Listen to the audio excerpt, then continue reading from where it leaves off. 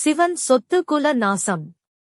சிவத்துக்கு சொத்து என்று எதுவுமில்லை. அவர் குடும்பி அல்ல, அரசியல்வாதியுமல்ல. பல தலைமுறைக்கு சொத்து சேர்க்க உலகம் கூறும் பொருள்.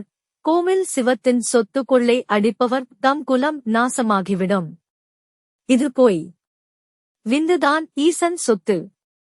அருட்பெருஞ்சோதி அகவல். எங்குலம் எம்மினம் என்ப 96. அங்குலம் என்றருள் அபஜோதி.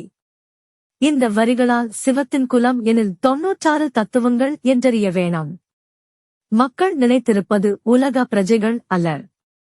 இந்த மொழியின் உண்மை விளக்கம் என்ன எனில், யார் விந்துவை சிரசுக்கு ஏற்றுகிறானோ அதன் பயனால் அவனின் 96 தத்துவங்களும் நாசமாகும். பின் அதை வைத்து சாதனம் தவம் ஆற்றில் வினைகள் முற்றிலும் நாசமாகும். பிறவி தொல்லை தீரும்.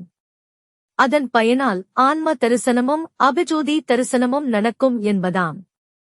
சிவன் சொத்தை வைத்து 96 தத்துவங்களை பிறவி நாசம் செய்க. அஸ்திக்குள் ஆஸ்தி இருக்கு. அஸ்தி எலும்பு. ஆஸ்தி மஜ்ஜையில் இருக்கும் விந்து. ஆகஸ்ட் விந்துதான் ஈசன் சொத்து. சிவம் தன் சொத்தாகிய விந்துவைத் தானே பிச்சை கேட்குது பிச்சாடனர் ரூபத்தில். இந்த சம்பவத்தை ஒரு புராணக் கதையாக பிச்சாடனர் கதை ஆக்கிவிட்டார் நம் ரிஷிகள் ஞானியர். இந்த சம்பவத்தை வைத்துதான் திருச்சி அருகே பிச்சாண்டவர் கோவில் அமைக்கப்பட்டிருக்கு. எல்லா புராணமும் கதை அல்ல, மிகப்பெரிய யோக சாதனா ரகசியத்தை அதனுள் அடக்கி வைத்துள்ளார் நம் ஞானியர். இதைத்தான் பரியங்க யோகத்தில் விந்துவை மேலேற்றணும் என்கிறார். பெண் யோனியிடத்தில் விடாமலே. சுருங்கக்கூறில் சிவன் சொத்து என்பது நம் ஜீவ சக்தி ஆகிய விந்து. அதை வைத்து மும்மலம் நாசம் செய்து ஞானம் அடைந்து பிறவி கடல் நீந்தி கரை சேர்க என்பதுதான் திரண்ட கருத்து.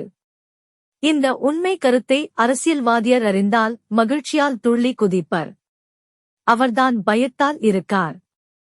கோவில் சிலை திருடி வெளிநாட்டு கடத்தி பல 1000 கோடி கொள்ளை அடித்துள்ளார்.